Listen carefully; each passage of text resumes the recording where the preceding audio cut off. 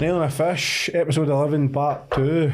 It's been a week since we had Alex here, but we never really got to talk about really what we wanted to talk about. But we got to know you a bit, Alex, so it's only been a week.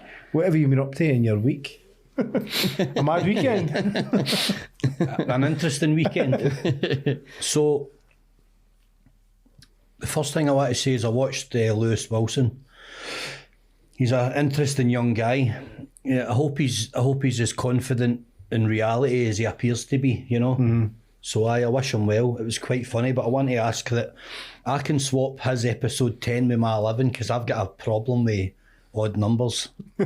So I want to ask if you'll swap that. Before we get into this episode, we've got Platinum Paving. Oh, I got it right that time. There you go. Platinum Paving. Yep. On board again to sponsor this episode with Alex. So big shout out to them. They're doing their bit in the community and smashing it.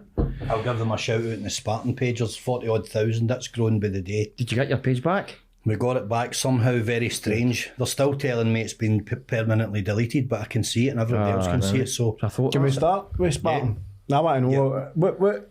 So you, obviously, you do what you do, but Spartan Child Protection Team before, is it Protection Team? Yeah. What drove you to start this? Because I've been kind of following the videos and that, and it's up there. I mean, you're only shy. No, I'm definitely not shy. Mm-hmm. You can't be, because if you go in the back foot with anybody that's predatory, what do they prey on?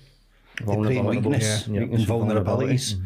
So if they see me vulnerable, you know, standing, shaking, trembling, you know, skipping my words, stuttering, they run over the top of you. Because some of them, not all of them, a lot of them are just, you know, just scum. But some of them are pretty dangerous. Yeah. Of course they are. And some of them as well, absolutely don't want to be caught. They'll do anything. So they'll do absolutely anything to evade capture. Mm. They probably know that they're bank your rights. There's a chance that they could get incarcerated. So if they've got an out, or if it's just me, or if it's me plus one person filming, which might be a team member, could be a female, they'll take a chance with you. You know, I think one of the guys in the hunting community, Cappy, I think he was ran over by a guy. But, you know, where as a early 30-year-old guy, what state of mind do you need to be in where you're actually physically prepared to go and pick a child up at a train station? Aye. You know, in this day and age with cameras everywhere and all the rest of it, in your own vehicle registered to you, that's got to be borderline insanity. You know, the drive to predate and get that gratification serviced. For me, I'm not a psychologist, however I learn, I'm pretty well learned and I'm pretty well read, and I've got a good understanding of how their mind works, and I think that's why I'm good at catching them. Mm-hmm. These people must know they're being hunted. Because you, as I say, you ain't shy at who you are. He's make it pretty fucking clear that he's will hunt monsters down. They must know that. We'll go anywhere for anybody. I chapped a door in Newcastle, and when I was staring at him, his face just a wee click, and he looked familiar. Mm-hmm. And I had actually opened his profile up months prior when he was commenting in one of our lives. Actually came into all your lives. Very supportive. His name was Gareth Roundtree from Peter Lee. Mm-hmm. Great community of people. And we got a lot of support from them. And the more I looked at him, I was like, I recognise you. Sorry. I says, I recognise you. You've been in my live chats because I opened your profile up because you were far too complimentary. Right? You were peeing up my back and telling me it was raining. You were being my pal. You don't need to be my pal. I don't do this for adulation. You were being overly friendly. You drew my attention to you. I had a look. Your face and your name stuck. Months down the line, I'm lighting him up on his doorstep. And during the live, you can hear it in the live, I says, do you know who I am? And he went, yeah, you're Alex. You're from Scotland. Which takes us to, you know, the what's and the whys. Why? You asked me why I do it. Things have happened in my life a long, long time ago. And you never get to redress the balance because life gets in the way. And there's fear. When you're young, you're innocent, you're fearful. You know, no child in my era was ever going to go against an adult. You get told to shut up, and that was it. That was the way it went. And later in life, some of my friends, their historic pasts came back to haunt them. some of my closest mates, and it affected their life greatly. And I was involved in the aftermath of that. And the more I looked, the more I went down the rabbit hole, the more I looked at numbers, statistics, and when I done the Govan Hill page that Facebook removed, there was 50,000 messages in the inbox from people from Scotland with horrific catalogues of abuse that have never been heard in a police station and never been acknowledged and never been actioned, and no one's ever done a day in a dock. You would not believe the volume of people out in that city that suffered catastrophic child abuse in the 50s, the 60s, the 70s, people like Sandy Smith, the Quarriers abuse scandal. I could name 20 institutions within 7 or 8 miles for here that have got abhorrent records of child abuse. All of them. There's no exception, guys. Yeah. And I know that every word I say tonight is going to be scrutinised, and I've got mega haters out there that record every word I say live because they're trying to build a dossier against me and bring me down. You can keep trying. But see, but my response to them would be like, there's maybe people that's went through that abuse and their abusers maybe convinced them it's a normal thing. See, until people like you speak up and say, wait a minute, this isn't right, that's when they're going to have the courage to come forward and address it. But the sad thing is, these people are all scared to come out, because when they come out, they're scared to come out because the governing bodies and the ones that tap, they know they're going to get chastised, they're going to ruin their lives. They tie them up in court systems and they do literally ruin these people's lives so they don't speak up. So they're scared to come forward. So this is all the abused will never come forward because they've not got a leg to stand on, because they know the powers above them. There's nobody below them to support them. Lawyers, judges, everything are all in on it. Every one of them. And these people they'll just blacken their names to the point they won't come out. But then they end up ruining their lives. Why is there hate towards people that are trying to help this? So I've had to educate myself, right?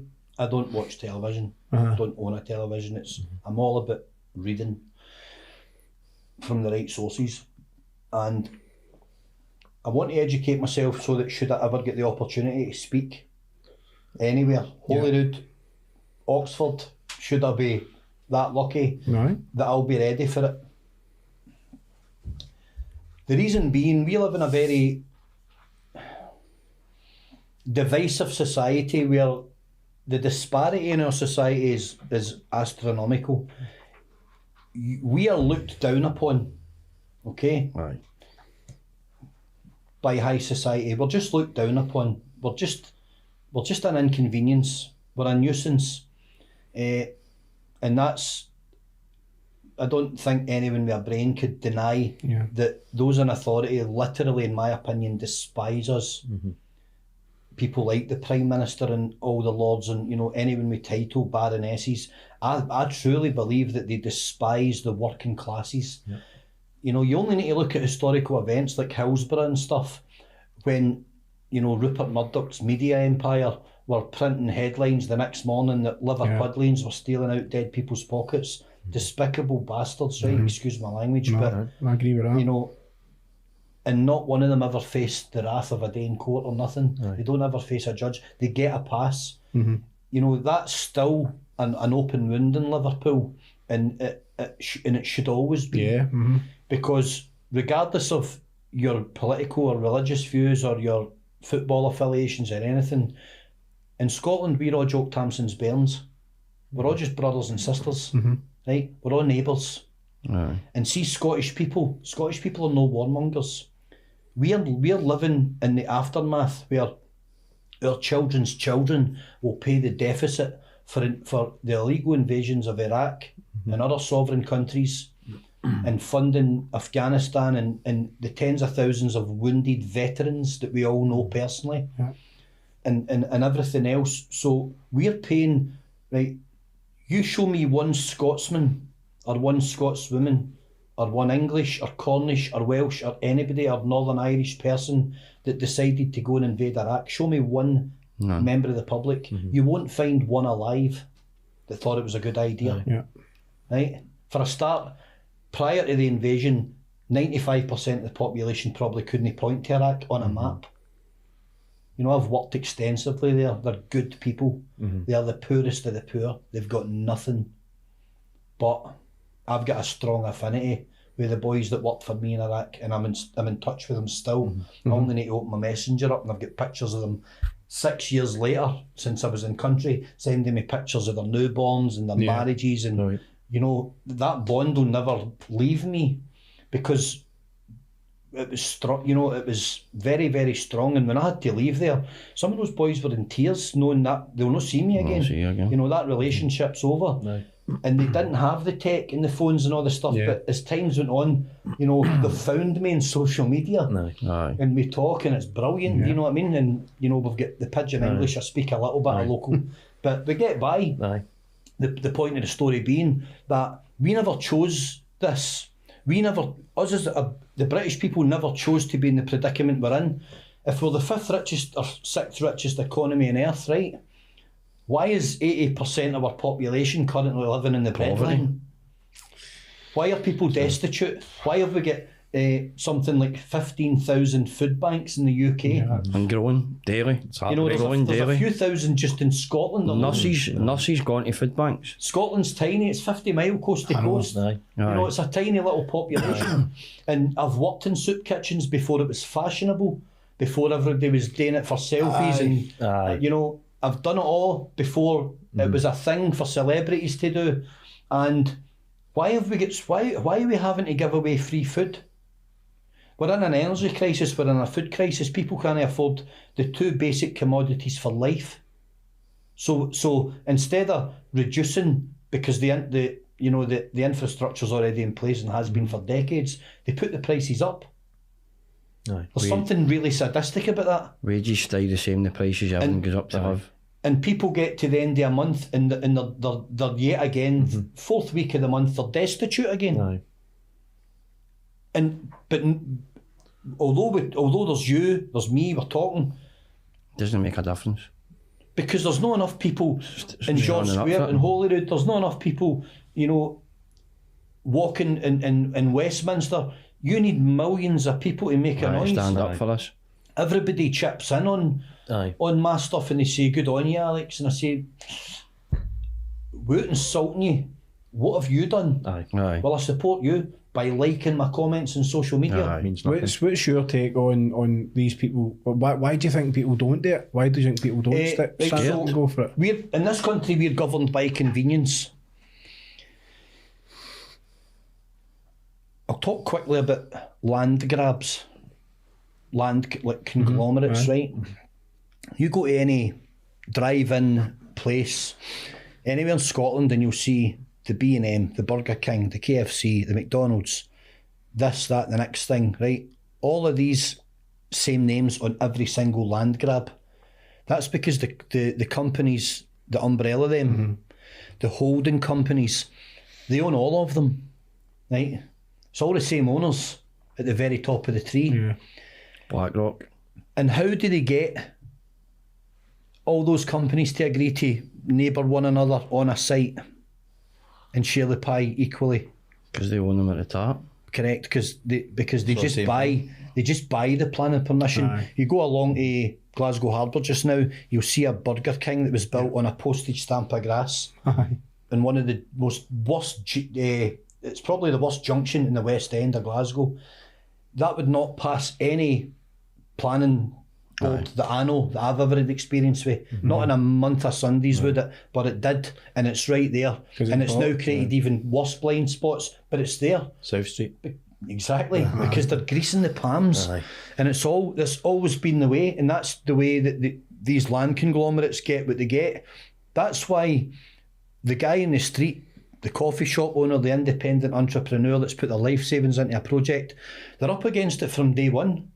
They're not going to compete. Starbucks and Costa are dearer than any coffee shop in Glasgow, but they're busier than any. Why is that? Because it's an act of convenience. They're everywhere. You can fall over yourself in Glasgow and you wake up, there's one in your face. They're everywhere. And it's all about convenience. Drive-thrus. The food's disgusting. You can't tell me that there's any nutritional value in a McDonald's or a Big Mac or a Burger King, but everybody does it because it's an act of convenience. People eat takeaways 2 and 3 times a week. Act of convenience. We reward ourselves with toxic processed food. Hear what I'm saying? We reward ourselves with it. Why would you reward yourself with poison? Exactly. Why aren't you having a plate of olives, grapes and avocados? Because it tastes shit. It's really good for you. Aye, I get it, aye. But it's not convenient to cut the olives up and mash the avocado and right. It's not convenient because you just need to lift the phone or hit your Uber app and 20 minutes later you're eating processed Shite. See, this is the thing as well, though. It's actually cheaper now, right? intestinal gelignite, you know. For you to go and buy a meal now, right? This is where all these companies like Uber and your Just Eats and all that are winning, right? For you to go into Asda and buy a meal, just say like me and my 2 kids, if they're coming to stay, or me and my 3 kids. For me to go to Asda and buy a meal, you're probably talking 18, 19, 20 quid, right? Still go to cook it. I can go into Just Eat, get a pizza, chips, get their juice and all that, $15.99. What you got to do? I don't do that, Rob. I'm just saying what you got. It's convenience. So by convenience, right, they've conditioned the population and they've got the margins just right. Where folk are just going to go and buy deliveries now. And if you don't think for a minute, right, that the inland revenue don't somehow own Just Eat and Uber, Of course they do. you're barking. I'll tell you why.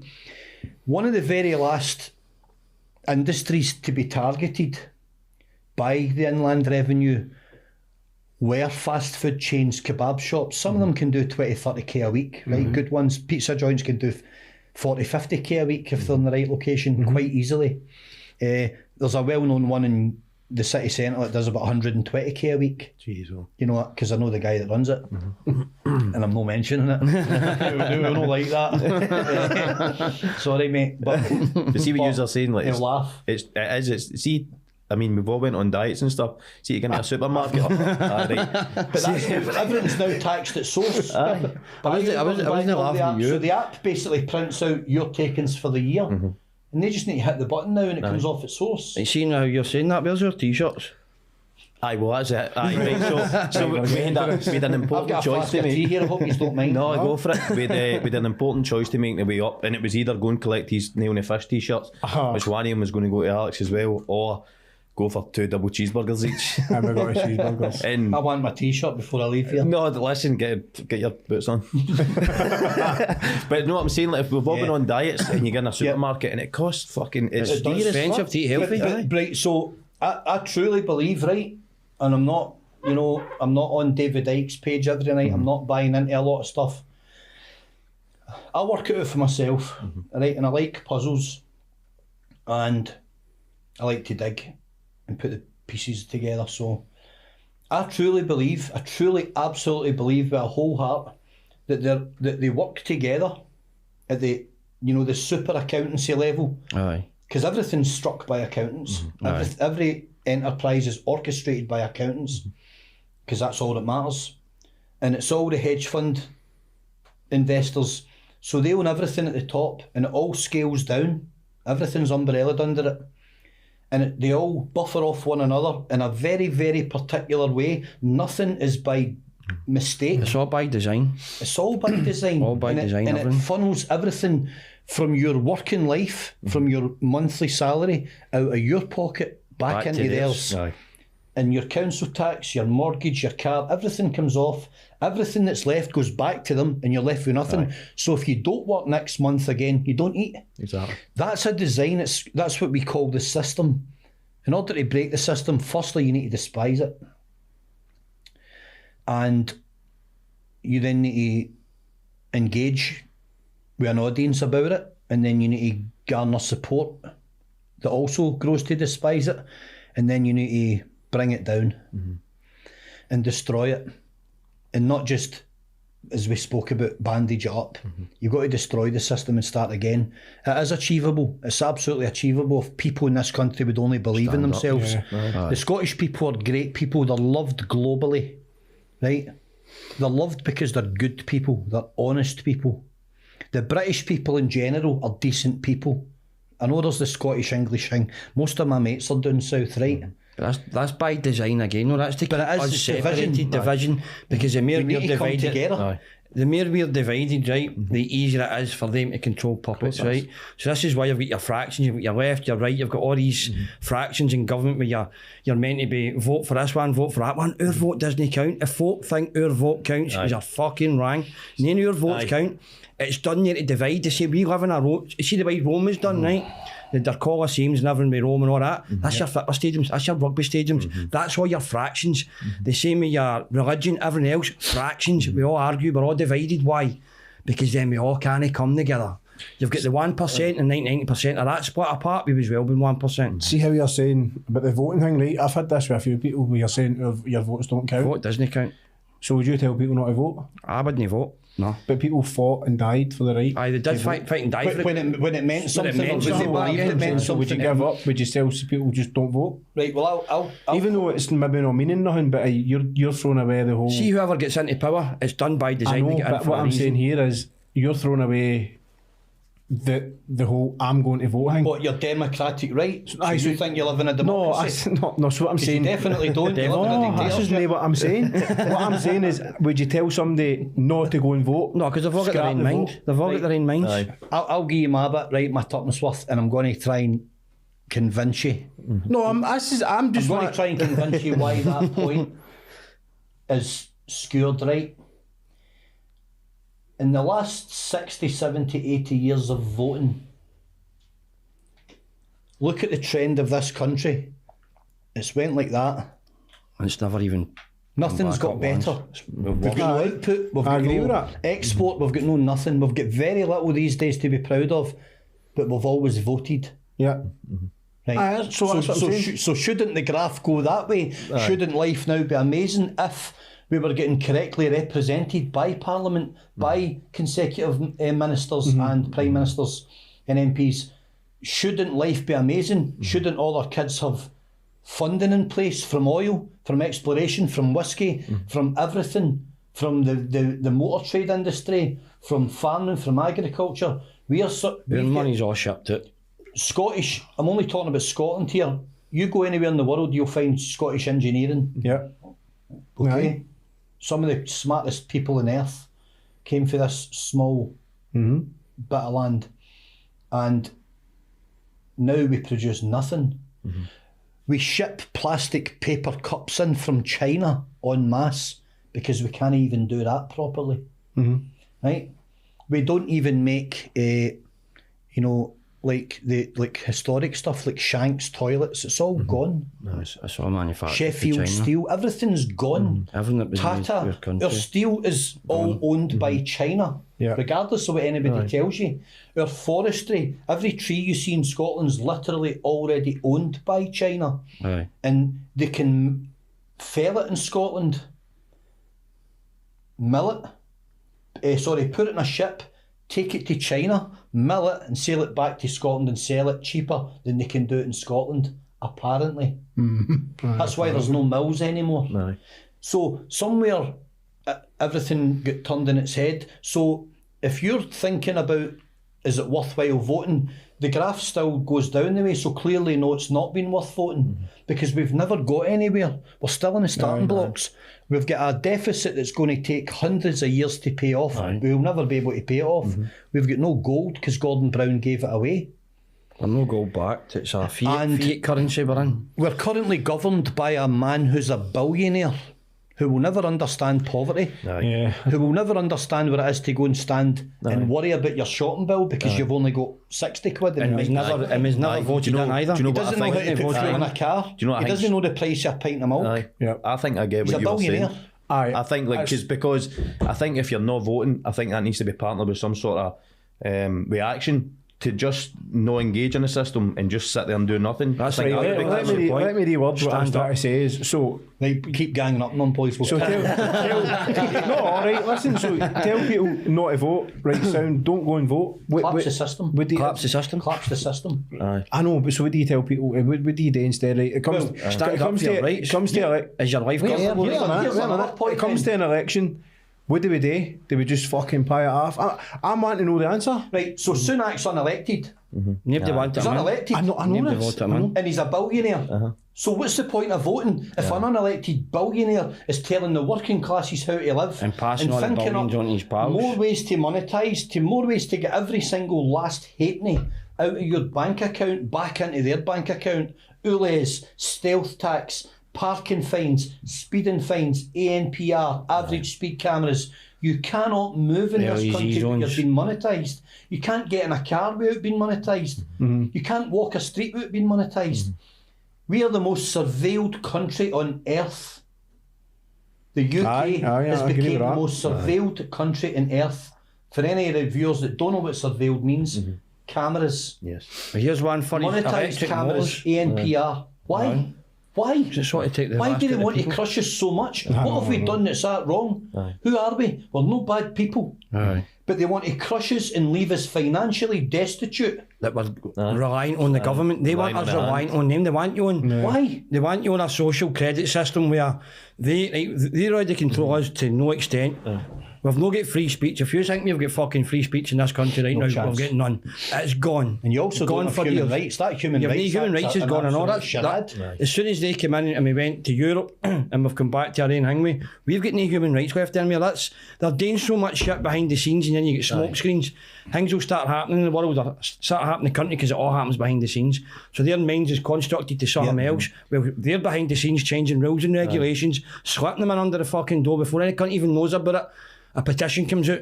Pointless, because the petitions don't mean fuck all till you get enough signatures. But at that time, your time's passed that you can vote that out. Your vote doesn't count. Do you think? End of. Do you think they were drip feeding it? Because see, like the start of COVID, and that's when all this conspiracy theory stuff started. But there was people saying about the social credit system. Well, that's coming. And everything that was happening in China. Do you think they maybe drip that out there? No, I think they want complete and utter control of your every living, breathing moment. They want to guilt trip us into thinking that we're the reason the dinosaurs are dead. Okay? They guilt trip us with everything. They show you they show you a cleverly doctored Photoshop of a polar bear on an ice cube out in the middle of the Bering Sea. Right? That's not my fault. All I did was get up and go to my work. Right? And I maybe, had a fish supper on a Friday night, Here's all your and I went for a pint on a all Saturday. that stuff. That polar bear's, predicament is not really my fault. I love polar bears. I hope the guy gets where he needs to be. But don't blame me for that polar bear not being able to find a seal to chew the head off her. This is what they're doing. They guilt trip you very, very cleverly, right? Because they control the narrative, they control the media, and if you control the greatest portion of any of that, you control the outcome of also. Hence, they're selling you the poison, they're selling you the solution. This is what they do. It's all sleight of hand. And if you think that Sunak is there by mistake or just by the luck of the It's all draw, by design. he's there because he's the puppet. He's the UK puppet for the WEF, the World Economic Forum. He's a yes man. He's a climate puppet. They talk about climate change, right? I was going to ask you. You only need to go and look at a photograph of the Statue of Liberty today. Biggest lie Look out at the there's water climate level. change. Look at it 120 years ago when it was built. Sorry, 1920 when it was Look at built. Davos. Nothing's changed. It's not even up a metre. So What happens with Davos though? Would you all travel in? Big private fucking jets. Pollution. See, in the world, but we've been through like kind of different ages and stuff. Ice age to warmness. Could that not just be could we not just be shifting How from do one to we the know? next? We don't know because it's all. science is all History's a all lie. of science is subjective. Aye. And all history's a lie. The outcome of science depends on who's paying them to do the research and the funding. Who's the funder? Right, we need you to do research on why African elephants are vanishing or white rhinos are extinct. Okay, what he's looking for in the report? Well, we really need to say it's poachers. No bother, it's poachers. It's the ivory trade. It's not the ivory trade. It's not the ivory trade. It's poverty. Aye. You ever heard the Tartaria? The mud floods of Tartaria? All of it. I you can got show that. you places in Glasgow that have got cellars the 5 mud floods, floors under 5 floors down. under the street. Do you know about the thing with Something's the mud floods of Tartaria? Do you seen know some, about it? apparently World War II, World War One was to destroy all the Tartarian it was. structures and The structures, show your stuff, you've still got them in the likes of, you've got Russia and all that. This is another podcast. for free electricity though, you've got structures all over the world still, Aye. with the pillars and that for free, We're offline in the 90s, so. But it's true though.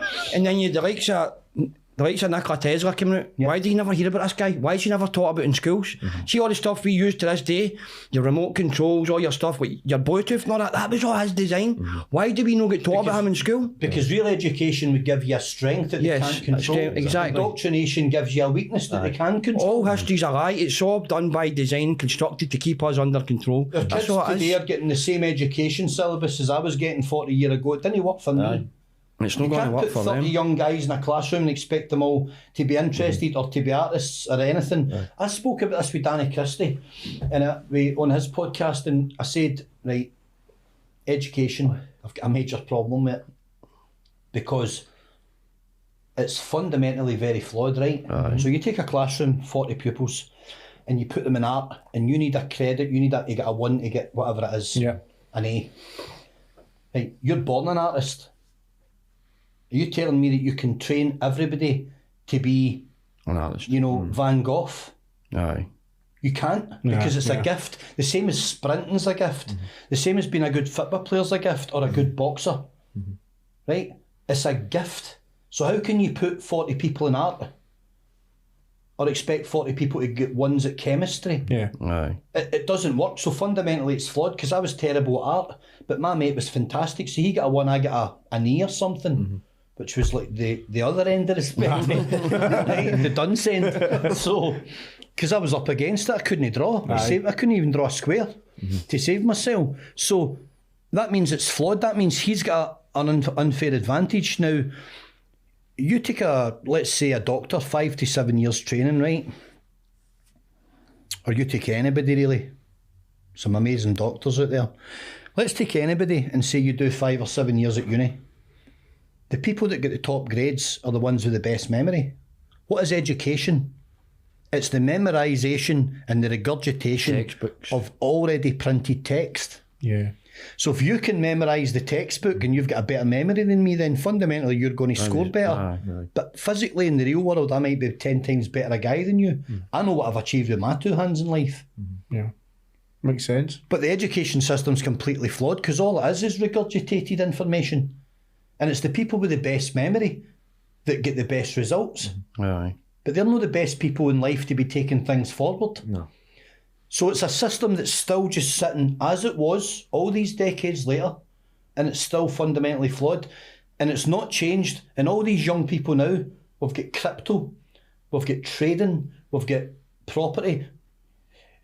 They've not been educated in life. Teach them about the great white sharks, teach them about predators, teach them about debt, teach them about leverage, teach them to avoid 35-year mortgages on 300 grand houses that cost 50 grand to build, and they're built out of shit, and they won't last 20 years. They won't even last the life of the mortgage before the roofs need replaced, the insulations gave up, the brickwork's crumbling because the materials are crap.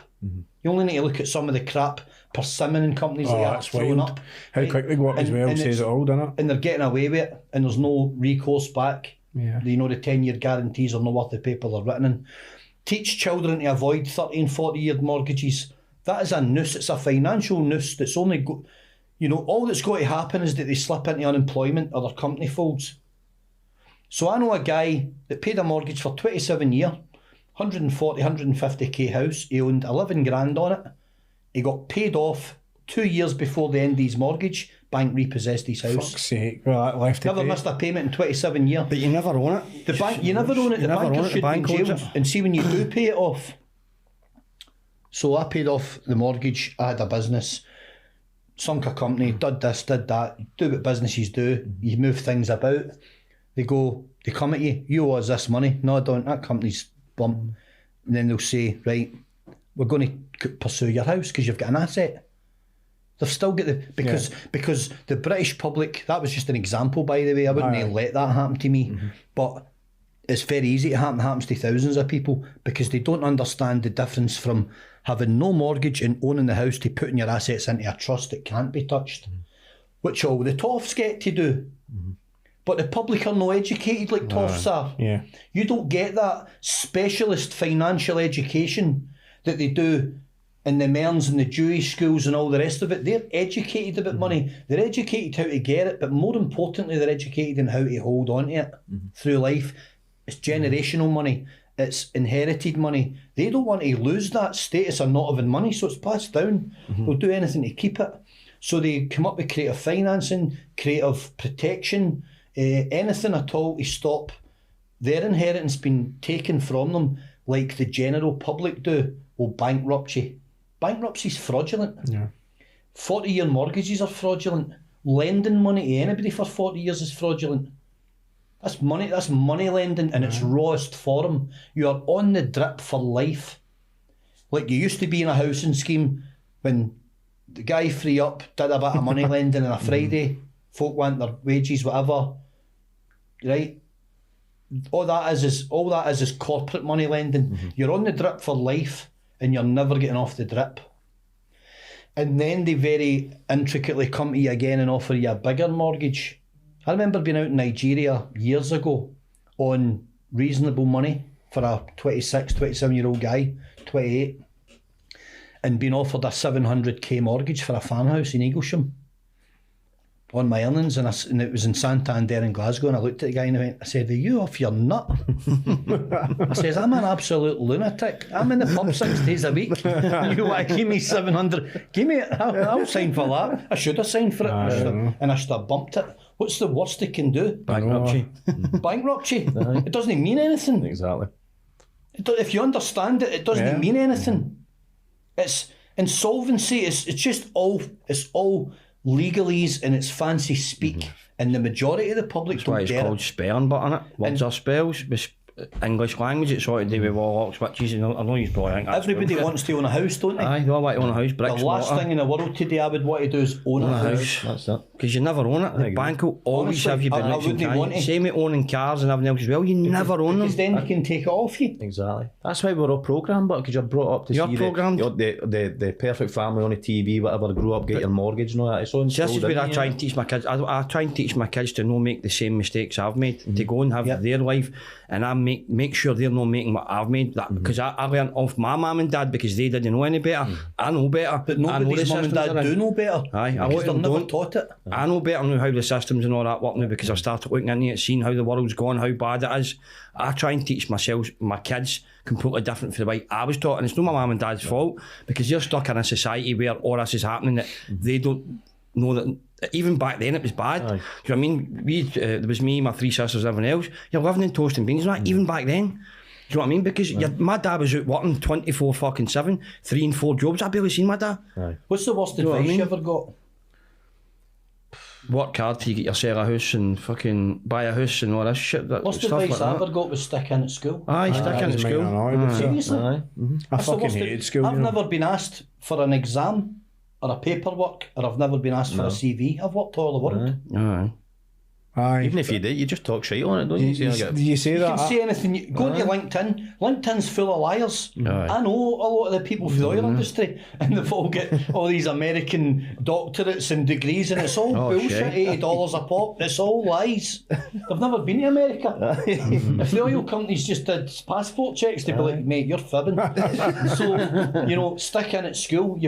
My mum used to bust my chops. LinkedIn's just You not need to remember your 9 times tables. Why? I can't count to this day. I get 10 after 10, I'm stupid, right? But I can get 10 and I'm fine with counting tenors as well. But I've been on and on for years. You go to memorise your 9 times tables. Why?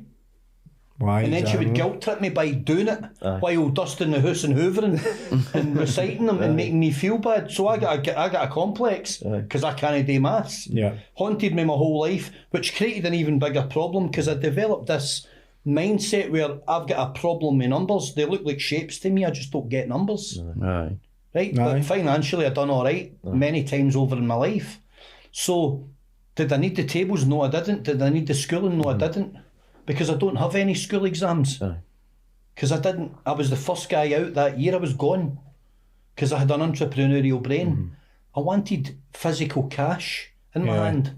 And I wanted to go and get in among it. The Because graft. you can obviously work with that, count with that, because it means something to you. Yeah. It's yours. But it's bad advice to stick in at school. Aye, I for think so, young- aye. for For young- these aye, days, aye. they're still preaching the same stuff 40 years ago. It doesn't work. It didn't work for us in the 80s and the 90s. So why are they still pushing that Pushing agenda? it, aye. Education needs completely and utterly overhauled. They won't throw the budget at it for one single reason. My sister's a teacher, she'll call me out on this, but she really, in her deep down in her heart, she agrees with me. Excuse me, too much tea. The one single reason is this: they don't want to give you a better education. Oh, they dear. want you nullified from there to there, Dumbed in. and they want you all singing off the same sheet, doing the same repetitive industries for 40 years and retiring with no money in the bank. Why would they want us to have any of the money? Aye, it's like that thing you says on. See, when you were a guest, you were saying about that experiment with them with the fleas, and they put them in that cup, and they put the cling film across the top, and the that's what it fleas, but they know they can fucking jump so much higher. You end up fucking Jumping, and when you take that cling film off, they still don't jump go the any same higher. because it's constructed to get you in that position. Aye. The same with school. It's only there to teach you today in 95. That's all school is. Aye. To make sure you get there in It's time. indoctrination. That's, what, Well, think that's all school does Think for about the you. way you're all sat. Get you into a shit job in 95 that you can press some buttons on a fucking keyboard for a big corporation. That's what school is. It's all paid for. BlackRock, all these companies, the big tap corporations. Yep. Have all designed the curriculum in schools, all the curriculum for nurses, everything else is all designed with the ones at the fucking tap. Aye. Danny to keep asked me us what I down learned here. in the classroom, and I said the only thing I've learnt in the classroom was how to protect myself from attacks for the rear. Aye. Aye. That's true, isn't it? That's the truth, by the way. Aye. That is, That's man, why but you I've learn, to man. this day I've got eyes in the back of my head. I can't get into a room And I with it in can my see back the against the behaviour wall. changing in a room full of men. Aye. I know who the attacker's going to be wherever I am. And Definitely. I learnt that in the classroom because they always came at you from the back. I need to tell you, see when you're saying "fay back," I remember. You know why I'm saying this, but Careful where you're I know going. that's it, mate. right. So I went to, Can't you look at his face? went to a high school in Greenock, and they used to have a thing called it. They called it was a jobby jabber, and that's what they right. And they got behind you and fucking do that, and that's it. I knew to fucking Oh, it was look like at that, something man. behind us. Attacks for the rear. Aye. Is that what you were asking me to do earlier, no? Before we bring down the Bank of England here, let's go into some of the... Because we're going to put the world to rights here. We're not going to get into the meaty stuff. Remember when we met outside there earlier, I said to you I had an interesting weekend. I'll just quickly tell you what happened. Is it the Cheerios? So, absolutely nothing interesting happened, right? But, when was I here? Last week, Wednesday. week, Wednesday. So I was here on Wednesday, and about Sunday I started to crash. My mood started to crash, and on a serious note, and I want to talk about this because this is important to all of us here in this room, and anyone listening, men in particular. By 6 o'clock on Monday morning, I was suicidal. Serious? Seriously? Deadly serious. Just like that. Deadly serious. And I haven't had that feeling for years. And the last time I did, I was in the Priory. And, you know, I have had that. I have been very close to the end once before. So, Monday morning, I completely and utterly crashed. Through the night to the early hours of the morning, I completely and utterly crashed. Physically and mentally. I hit the wall massively, and I didn't want to breathe another breath. And yet here I am sitting here right now. Why am I telling you this? Mainly because for anybody listening, like that wee group you've started on WhatsApp, for anybody listening, there's a lot of guys out there struggling with addiction, struggling with cocaine abuse, alcohol, dodgy relationships, gambling addiction, all the stress, all the things in life that we create, all the problems we create for ourselves will lead you to where I was in the early hours of Monday morning. I don't gamble, I don't drink, as you know, I don't take drugs. But something drew me down the mire, and it's a chemical imbalance with me. My brain does not produce enough serotonin to make me a naturally happy guy. Just doesn't. That's life, got on with it. So I was extremely low, right? Extremely, extremely low. I can't even describe how bad I felt. I had a 6-hour window of the worst anxiety I've ever felt in my life through the night. Now I consider myself a fairly tough, robust, residual individual. So right? that's amazing that you're speaking up about I'm a this rough right and now. ready kind of guy. I always have been, and I will face any danger, any problem. I'll hit it head on. But it comes to a battle with the mind, it's different. The Isn't it? old chemicals let me down at the weekend, and I went lower than I've been in a lot of years. And I was like, this isn't good. I need to tell somebody about this. This isn't good, because I'm actually losing control of myself here. Aye. And I don't know what's next. Well, actually, I do know what's next. Aye. And after next, there's nothing thereafter. See, I've been there and done Because that. next is the end, right? Aye. And that's where I was, by the way, truthfully, hand in heart. And now I'm here, and I'm all right. I'm not perfect. I'm great at wearing the mask. But I'm better and I'm in control again. Now, what we need to talk about is the taboo surrounding the depression in men. I've been talking about this for 10 years. And people would read my posts over the years, but they wouldn't comment and engage. In the past 5 years, guys have started to private message me.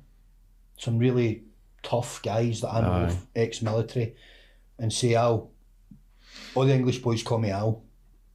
Al, I'm so glad you spoke like this, mate. I'm feeling like that. Now, I've done all my own research, and I know that in the UK, they do not want to entertain men. When you go into a GP and you say, listen, doc, I'm not feeling great, you'll be in there for roughly an average 3 minutes.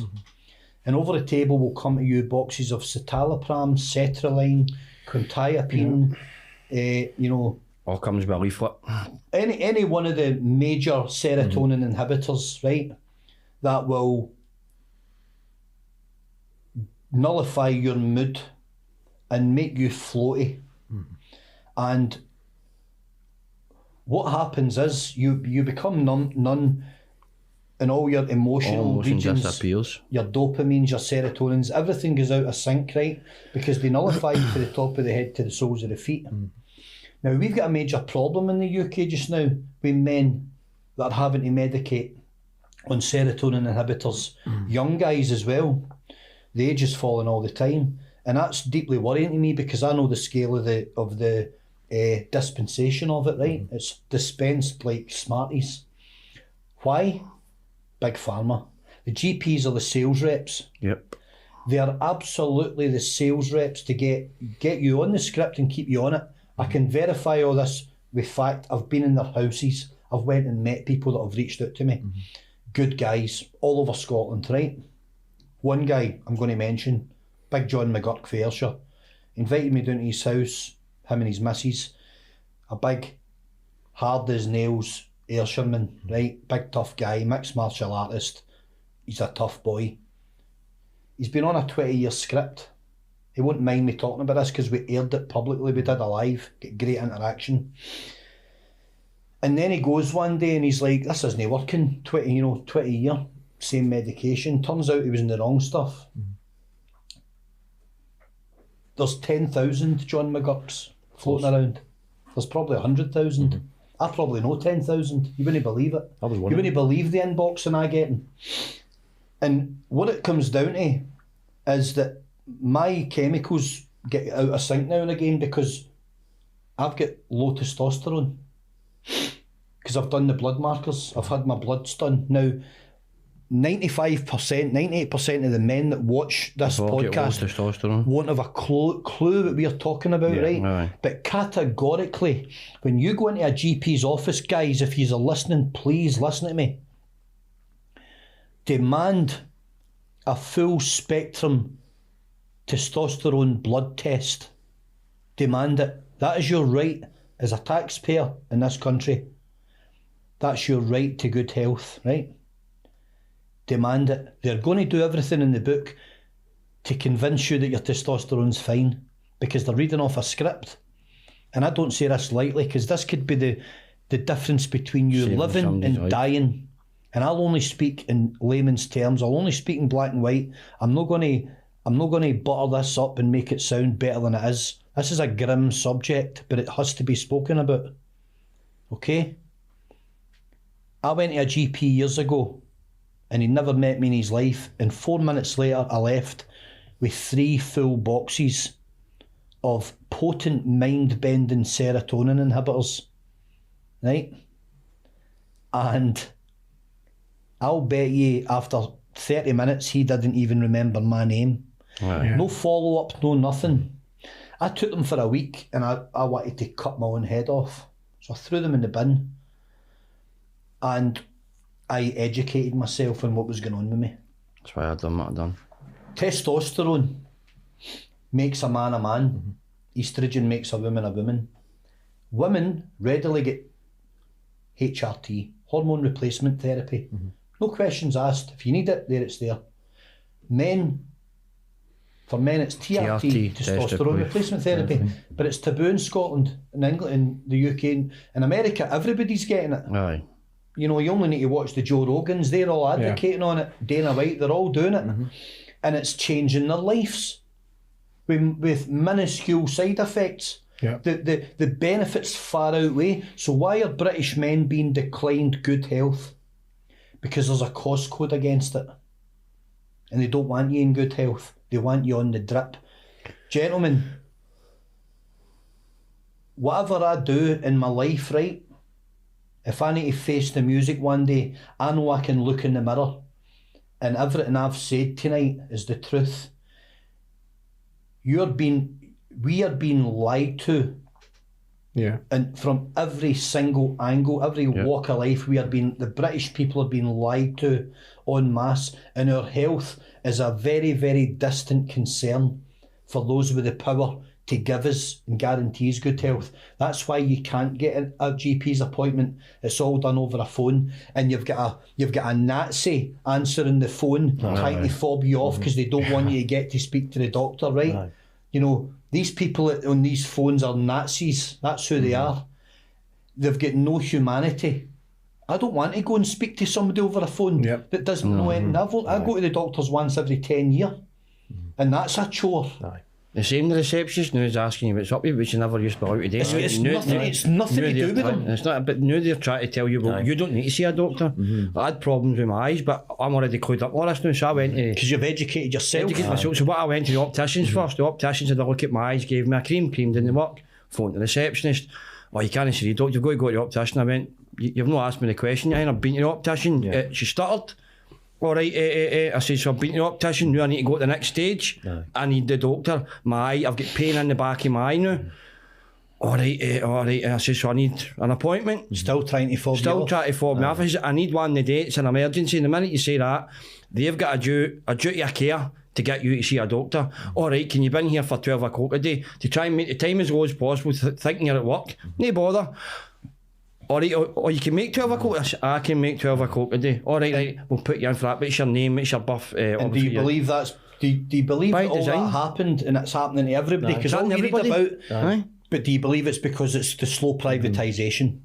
See, before we move on for that, like I watched a video the other night and it was Chris Williamson and he was saying they treat men depression and women depression the same. But if you give a man a purpose, he'll crawl over broken glass with a smile to get it done. Depression solved. Purpose is... So here's where the gimmick is, right, and here's where the flaw is. You go into the... Right, you take a wee guy at 5'6", right, that's 8.5 stone, and you take a 22 stone, 6'4" doorman, and they go in there and they get exactly the same prescription. You take a dog to a vet, they weigh the dog. First thing they do. Why are you not weighing the man? True. You can't tell me that a tablet, one a day, sertraline, citalopram, quetiapine, any of the strong, potent ones, right? You can't tell me that tablet is universal. Because there's no two men in the world with the same metabolism. There's no two men in the world with the same bone density, with the same, fast muscle, fast twitch muscle groups, extreme... You've got mesomorphs, you've got endomorphs, ectomorphs, big, skinny, ectomorph, slow, right? We've got all of these things, right? So So how can one tablet be universally fix Yeah, all I know, problems? I know. It's a bandage, right? It's a wound, and all they do is bandage it.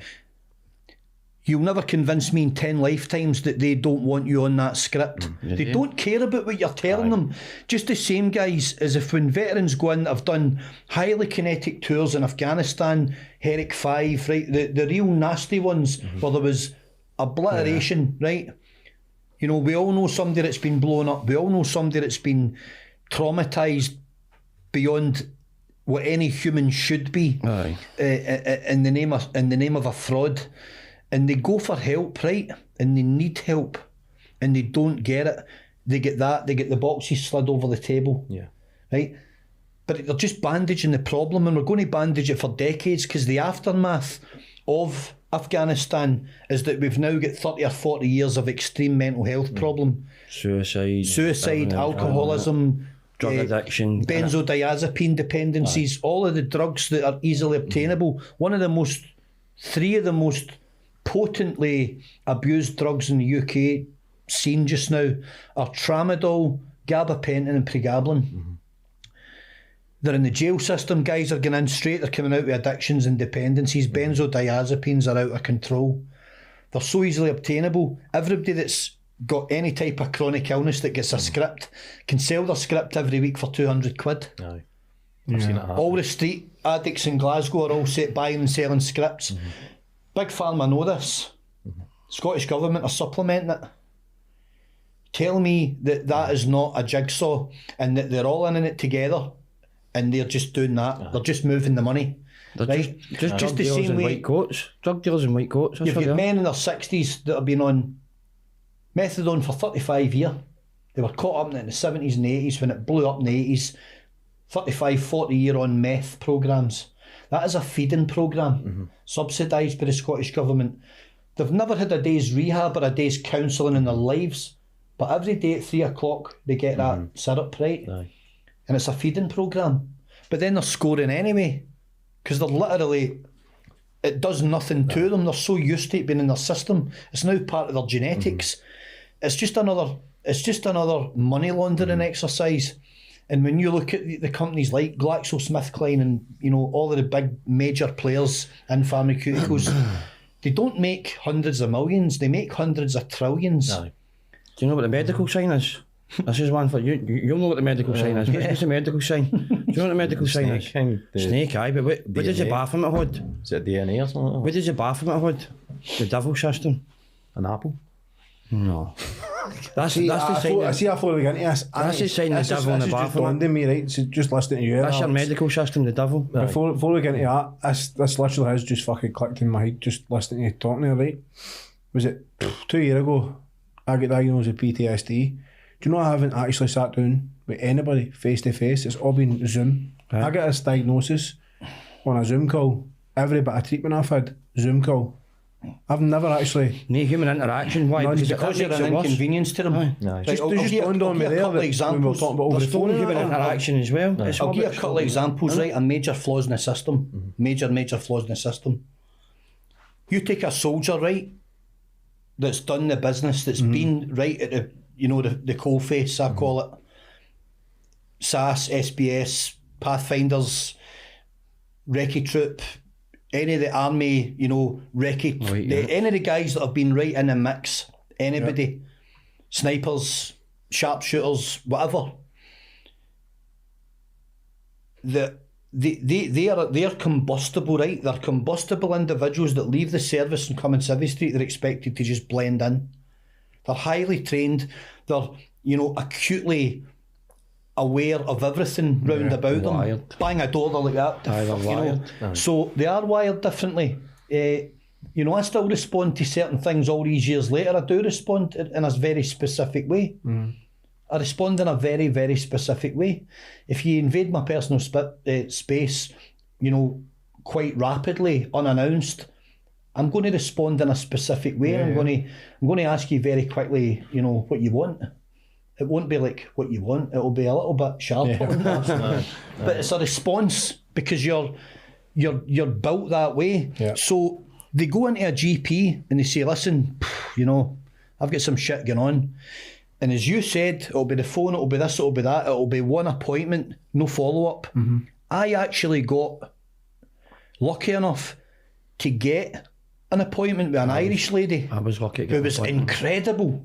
And for an hour I spilled my guts to her 10, 11 years ago. And I went back a month later and he says, oh no, she's moved department. I never seen her again. And I never seen good's that anybody to else anybody? again. How can I tell the second person? It's just took me it's just took me 5 years to pluck up the guts to come to you, and now you want me to do it again. Anyway, the system doesn't work. How did you feel when they tell you? But see, when you went to speak to him, my biggest problem with that was I went and I met, it was a woman I got, and I was with her for nearly 6 months to a year. Same again, she went to somewhere else, and I got a guy, and I just stopped going back. But did you feel when you were in there, they teach you how to open all the doors, take you away back to your childhood, all the shit, and they never taught you how to close them? So you came out that place with your head full of everything, broken motors, all the shit you went through, and they taught you how to open it all. But you walked out that fucking place with all that in your fucking head, and it was like a shit show. So I've got a mate who's one of the most well-known former servicemen in the UK, and there's nothing that he's not been involved in the past 25, 30 years. And he spoke to somebody, and the guy said, well, you know, I've never served a day in my life. I've worked in an office for 30 years, air conditioning, coffee machine, 35-hour week, and I'm the guy that's getting paid to magically Fix you. retune you. Right, so if they don't understand combat, if they don't understand close quarter fighting, you know, where guys do run out of ammunition and end up beating somebody to death, you know, in a building with a butt of a rifle, it happens, or killing them with a Leatherman. I've heard it all.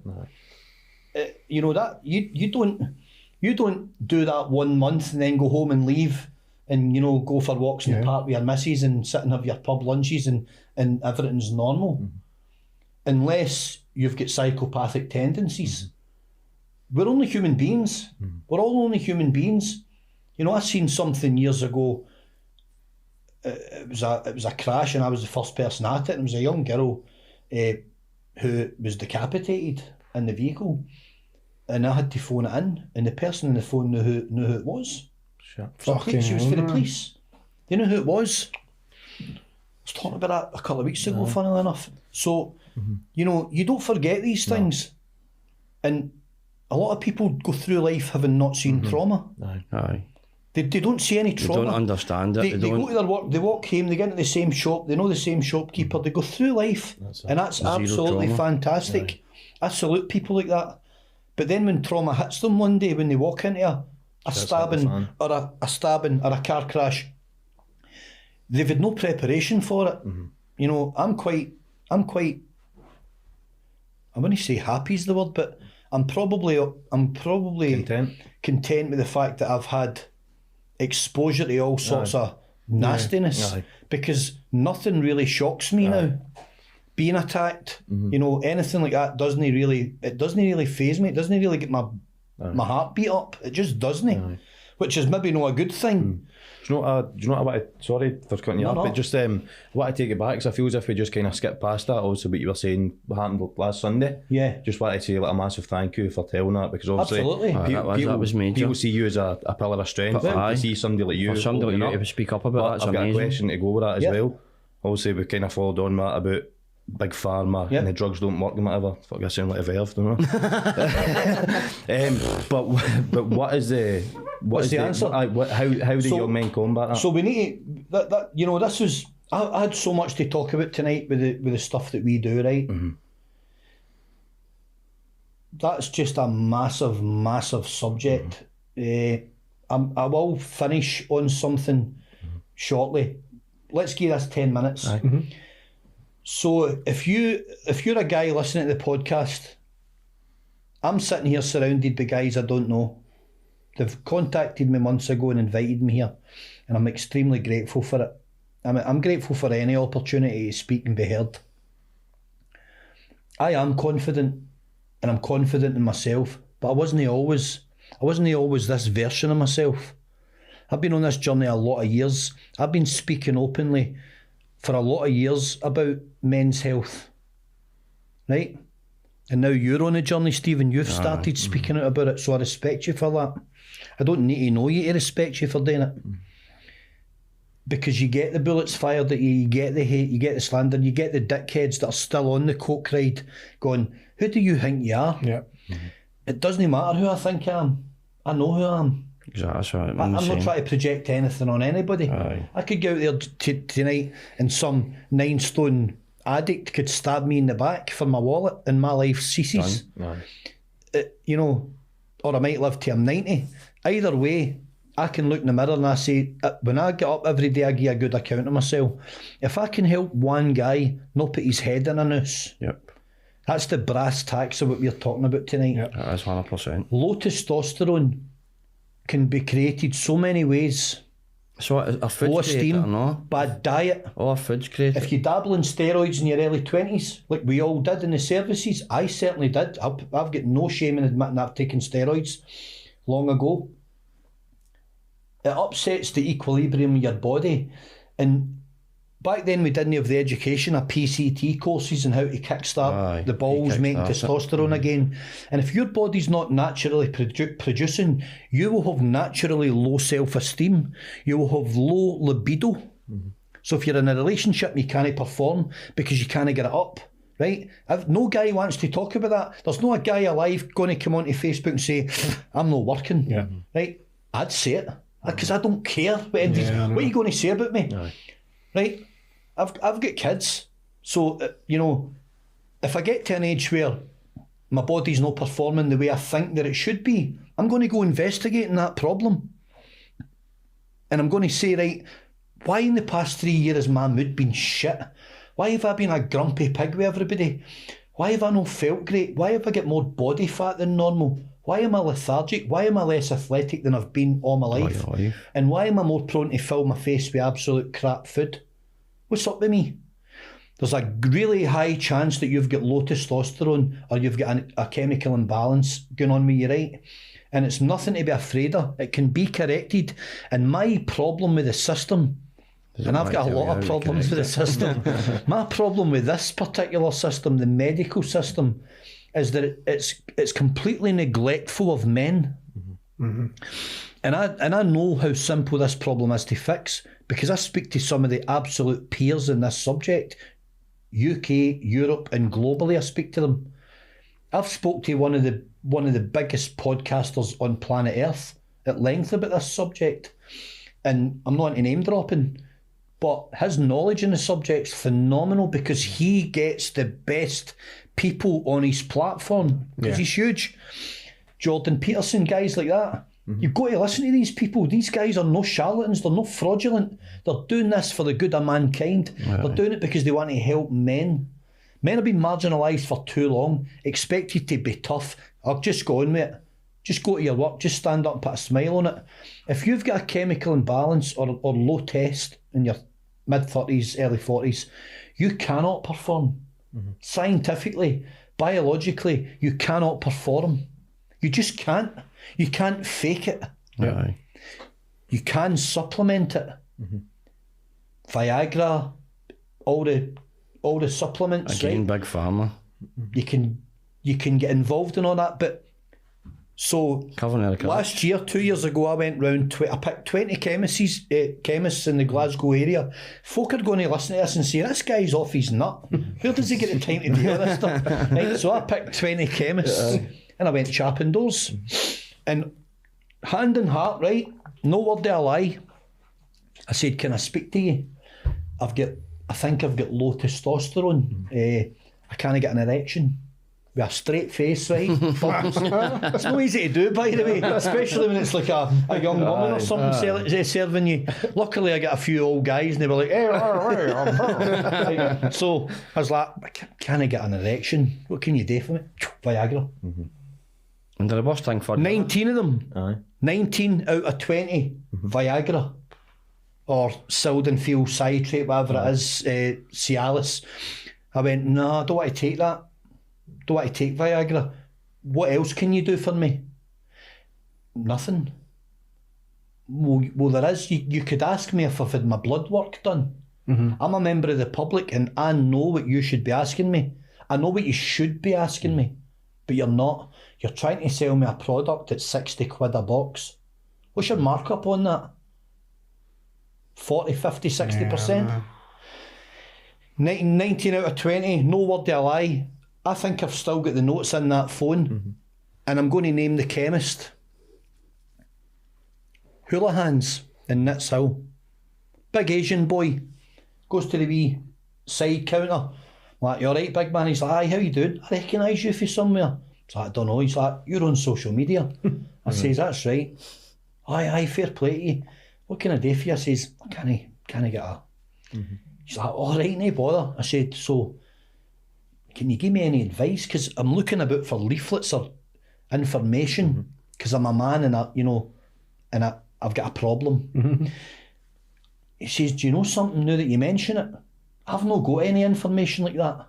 And this is our family-run business, and we take pride in it. And I says, all right. I says, well, I think I've got low testosterone, which means I'll have low libido, which means I'll have a limp manhood. Yeah. I'm trying to blag him. And he says, so, and I said, so what I would be looking for is a full spectrum blood test without going through the rigmarole of having to get a GP appointment and speak to some Nazi on the phone. I should be able to come into any chemist in Scotland. You prick my finger and I get my results a week later. That's how simple this is. That's how simple a fix a huge portion of this problem is. It's not the answer for everybody, but it's a huge part of the problem. Chunk of the problem. Things like diabetes and other, will also cause similar issues as low test. But I know in my heart that I'm right. I know I'm right. That the majority of men in this country are suffering from irregular testosterone. And that is an absolute stain on this country that is not getting remedied, because the direct correlation between certain parts of the country like Wales, right? There's no work in Wales, in the valleys, they're on the valleys, but they're great boys. Some of the toughest boys in the whole of the UK, but they all dabble in steroids because they all play rugby. Yeah. They like a fight, they like a shindig, so they're all taking steroids, and then they get their 30s and 40s.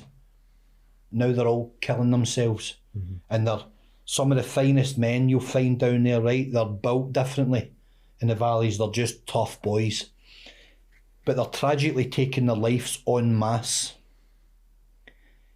because their bodies have been artificially supplemented with synthetic testosterone in their 20s, and then they've maybe not the money to keep it going.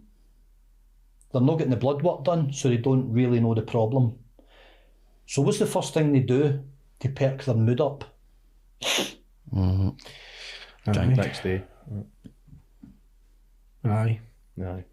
Vicious that's another very vicious circle to get in.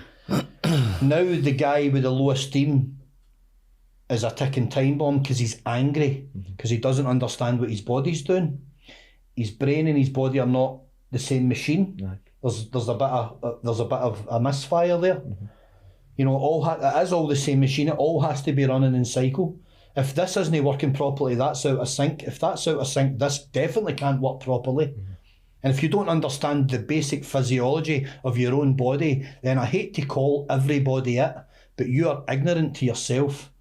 Get on and educate yourself about the basic physiology of how you should be performing in your 40s. I feel like if I got up off this chair just now, I could run through both of those doors without opening them and leave a big hole in that wall. That's how I feel. I might dislocate my shoulder, but I guarantee you I get through them. Such is my determination, my willpower to continually perform. I want to be doing 5 mile runs when I'm 60. I want to be hitting the heavy bag at 70. Yeah. If you're on TikTok, look up Frank Gallagher up in Aberdeen. Frank's 77. The man's a warrior. Hits that bag like a 20-year-old. Legend, right? 77. And his body's a machine. He's kept to discipline. He fought Ken Buchanan 60 years ago as an amateur. So it can be done, it can be achieved. We spoke about food, we spoke about diet, we spoke about rewarding ourselves with poison. 6 cans of Strongbow, half a gram of Charlie. bashed up crap, Aye. and a pizza. Aye. Or nae pizza and a full gram and 8 cans of Strongbow, and that's what we call a reward. Yeah. Guys, come on. I'm not a prude. I was a wild man for a large period of my life. You know, you only need to phone a few numbers and they'll verify that. Believe me, I led the charge. Crazy, we were wild, right? But there comes a time where you need to get serious, and where I started to get serious years back when I did start to use Facebook to talk, and people were going, Alex, what are you talking about? Suicide, what are you talking about? I say, well, look at the statistics and the numbers, then you'll know what I'm talking about. Even for back then, and why it's do even young higher. men and more horrific young women think that a better option Was to take your is life. putting their head in a noose on a Monday morning than going to their work or going downstairs and speaking to their family about a problem they've got? Yeah, man.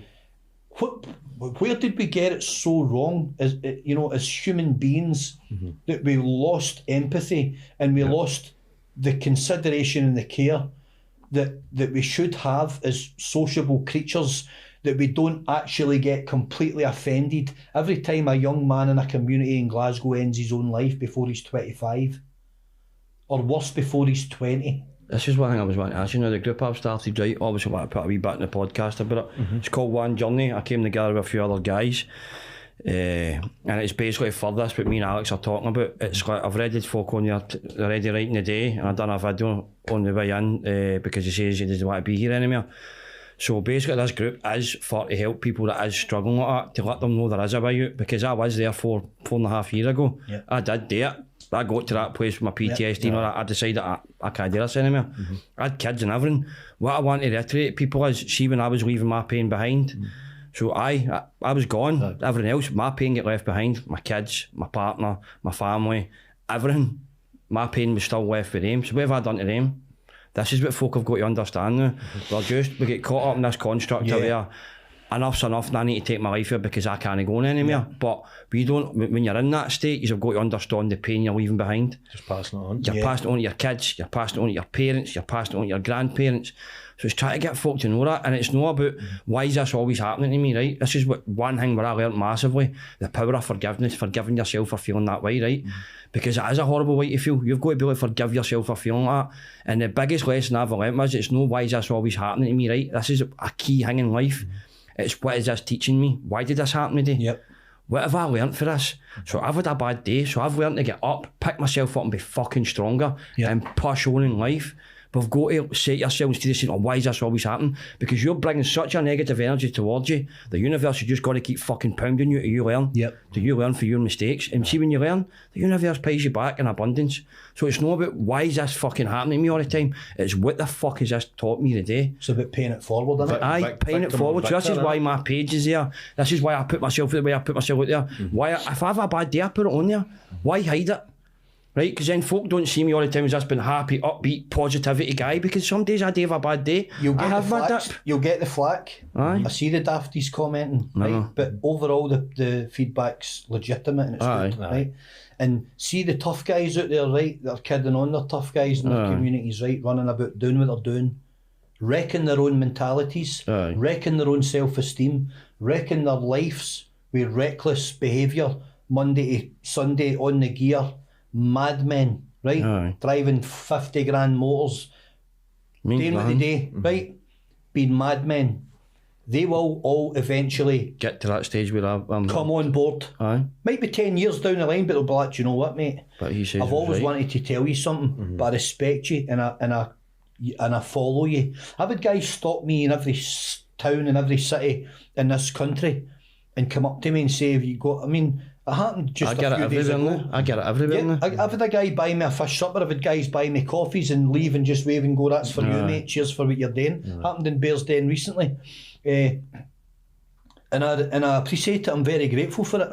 And a guy came over to me and he said, you did a video and it changed my life. Now I'll not leave it at that, because he might be lying and just try to butter me up. ask him So why. I said, what video was it? And he went, well, it was about 8 or 9 months ago and it was on YouTube and you said this, and I grilled him and he recited it all, and I went, okay, so you did watch it all? I'm just checking because I'm a suspicious bastard. And he laughed. And he went, and I said, so how did it change your life? And he went, well, and he told me. I went, all right. I says, I'll stop you there.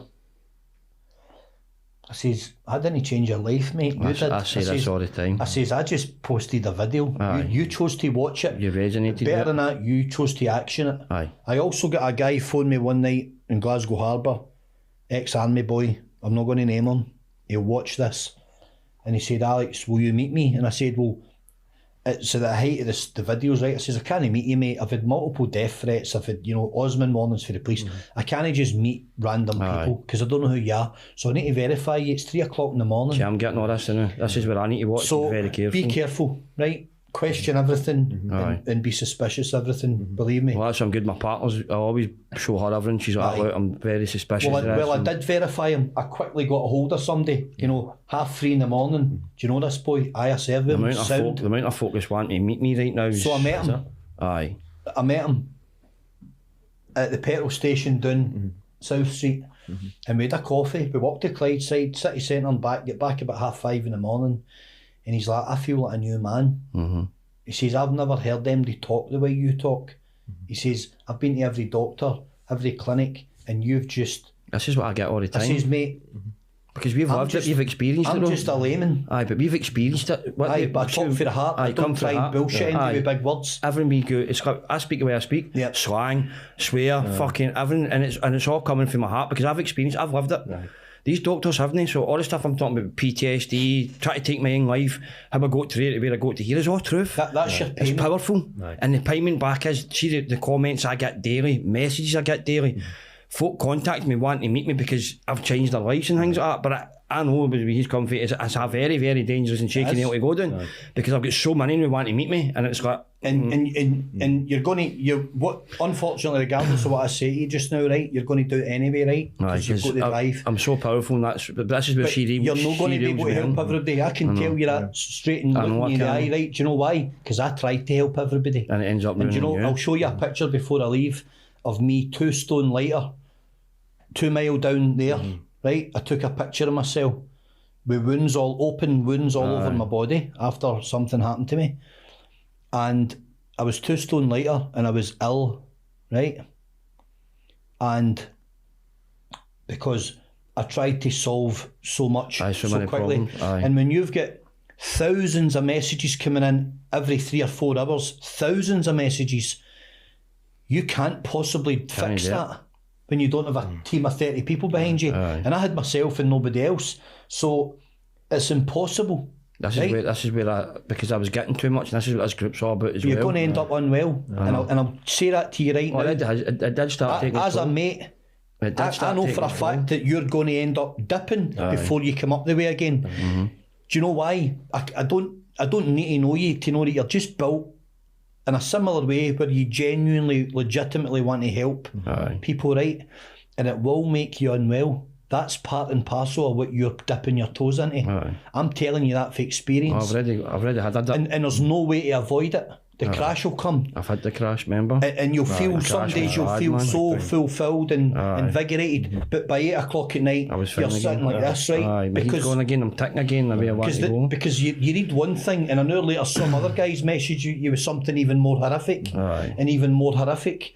And unfortunately, somebody will take their own life, and that'll affect you. Because you say, if I'd answered him, or if I'd have been at B when I should have been at A, Stephen, you can't do it. You can't. We would all love to do it. I don't want to read about another young guy in Glasgow taking his life. The same, I'm sick reading about it. I've cut my mate down, right, with his 9-year-old daughter next to me. I've cut a guy off a bed. I've walked into a room where a boy I served with had shot himself. So I've seen it so many times. I don't want to see it anymore. No, I'm the same. I don't have much left inside me that's good. I don't have much, I don't know much. I don't find a lot of happiness in life. It's all dark. and I'm trying to keep it suppressed and I'm trying to keep being proactive, you know. But sometimes it's just difficult to fake a smile. Aye. Because you see so much toxic reflection in the water when you look in the water, and it's everything looking back's just bad and black. We live in a very dark society. Aye. We've never been more under the cautious human beings than we are today. That's a statement that We need 1,000 of you on social media. We need 1,000 of him that's putting this together. We need 1,000 of him that can bring a bit of humour to our night and a bit of light-hearted banter. Because that's what he does. Right? So everybody here's got a job. So you need to grow this. And hopefully there'll be another 100 of me that come on. Because there's good guys out there. There's good guys out there that want to help people. I was glad you came into the group, because it's going to help me evolve with you being in that group. I feel better now that you're in there, because you're going to help me, because I know I'm going to learn a hell of a lot for you. Like I said, if we end up with 500 people in it, but see if we can help one guy. Person, that's it, paid back in gratitude. Not make that final step. Is that the one I'm in as well? No, I just started a new one, because I just done, because folk don't go to Telegram. This is a thing. Telegram is a safer space because they're not getting your phone number. Everybody goes to WhatsApp, so I go together with a couple of guys for TikTok. I'll add you into it. I'll get you both in it. I'll add your numbers into it. So Alex contacted me last night straight away. Why add me into that group? I'm a fucking dinosaur. I don't know what I'm doing. It's like the link's on my bio. I was like, what's that mean? So Alex came in last night. So I told my partner that, and she's like, "Oh, that's brilliant." She's like, because now I feel better now that he's in there. Brilliant. Because she followed you for years and on. We need hundreds of these groups. Let's share the message. What day is this? Wednesday? Why is there not another 50 of these happening all over the city? I can't get my head around how men don't want to help men. Listen, I love Scottish guys, right? Scottish guys are solid. The world over, Scottish guys are solid. The majority of them will not let you down. If you're in a fight, they'll stand with you. They're just built that way. They're good blokes. And I've been all over the world and I've met all the rest of them, so I can say that. And I can verify it. But we're not looking after each other. No. We've become selfish. Aye. And I am an absolute loner in life, right? The only person I meet's Big Luca. Big man's solid. Is that the big man that came in as well? Comes out and does his things with me. He's a big... I'll tell you the story about Luca. My mate that I cut down with his daughter, right? Took his own life. My mate Martin. 3 kids, his missus. Funnier guy you couldn't meet 6 years ago. July time. Tragic, right? Absolutely tragic. Didn't need to happen, did happen. Nobody seen it coming. So when people say to me there's always signs, I said, you're talking rubbish. Without insulting you, you're talking absolute crap. There was no signs until it happened.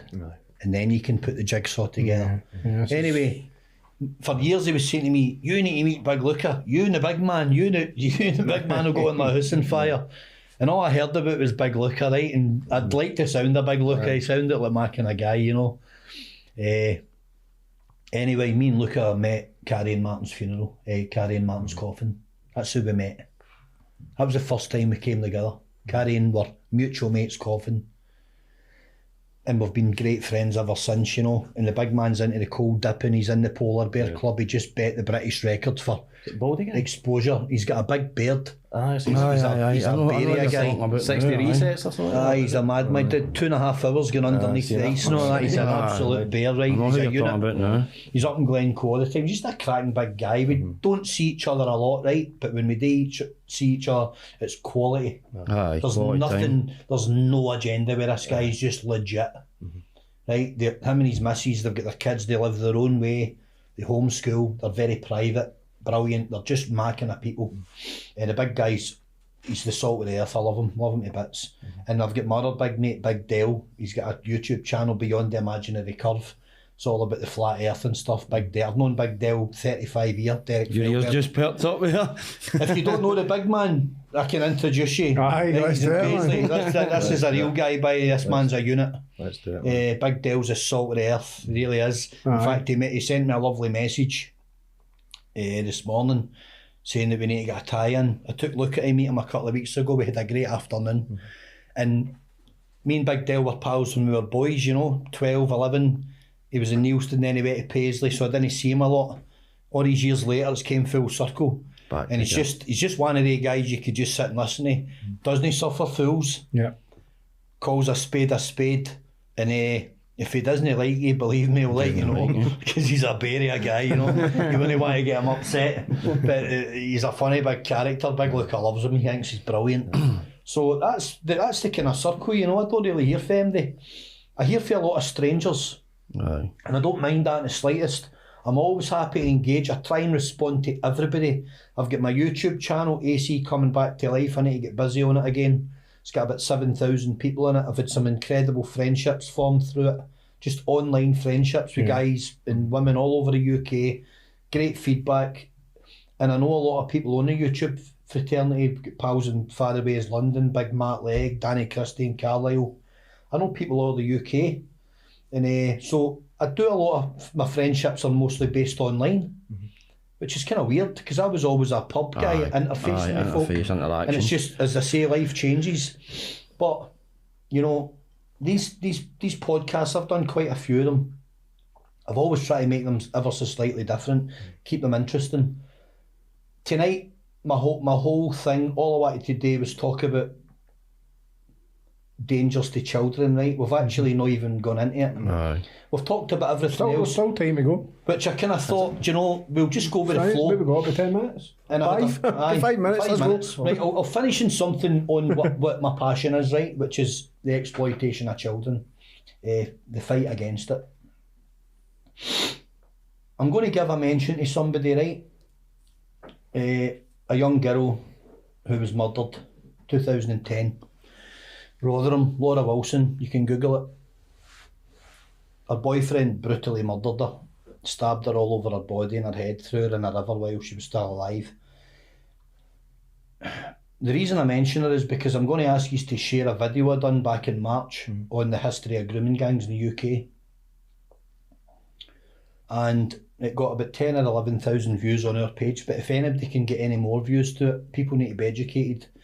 The reason they need to be educated, even though I'm talking about stuff that's historic, the problem now is tenfold worse, because there is millions more people that have come into the UK from these cultures where young white British girls are viewed as third and fourth tier human beings, and they are treated accordingly, and I mean sexually. Laura Wilson was raped by hundreds of men, thousands of times, from she was 11 or 12, murdered at 17. The social services, hundreds of people in professional capacities with millions of pounds worth of funding, failed Laura. Right? And I'll never let Laura's name be forgotten, because I'm going to annoy somebody in power so much. If it takes me 20 years, that girl will get remembered properly one day. She hasn't been yet. And the case is massive, because every single person that abused her got the main culprits, the orchestrators, the facilitators of organised systematic abuse that were facilitating men to come and rape her in flats and stuff. She had an IQ of like 52. She had a very low IQ. She had learning difficulties, and they obtained her, you know, they got to her, got her away from the people that could look after her. She was from a disrupted family, you know, a broken family unit. So that's who they preyed on, and they marked her down, and they tracked her down, brought her into the fold, showed her some type of care which she wouldn't have understood with such a low IQ, such a low level of general intelligence. She would see any type of interaction as care, warmth, love, and that's, you know, that's when I think about how they do it. That's, you know, that's when you want to get your fist through a wall. So I've read extensively about this case, and it's harrowing. It's horrific what this young girl went through. This is somebody's daughter. This is somebody's baby, right? And they lined up and they just gang raped her day after day after day after day for years. So it's been confirmed and validated that she's been raped thousands and thousands and thousands of times. Right? Oh man, sick. And all of the systems knew about Laura. And done none. And they did nothing. And then when she got murdered in the most brutal way you could dispatch a human being, from the guy that was her boyfriend, right? Ashkar, his name was. He stabbed her all over her head and her body and her face, you know, and her ears and her eyes and everything. And he threw her in a river still breathing, a human being, a young girl, 17. You know, just a year out of being a fucking sorry for swearing, being a child, you know. Despicable crime, right? And it didn't get the press because it was watered down and sanitised. It was deliberately targeted by the media silencers.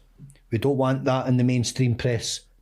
The race card, everything, everybody involved in it is from that culture. That culture and community. There are hundreds and hundreds of Laura Wilsons in the UK. Hundreds of them. Mm-hmm. I could sit here and probably name 50 off the top of my head, and I'll have 200 in that phone. There's hundreds of them, and there's thousands of them today.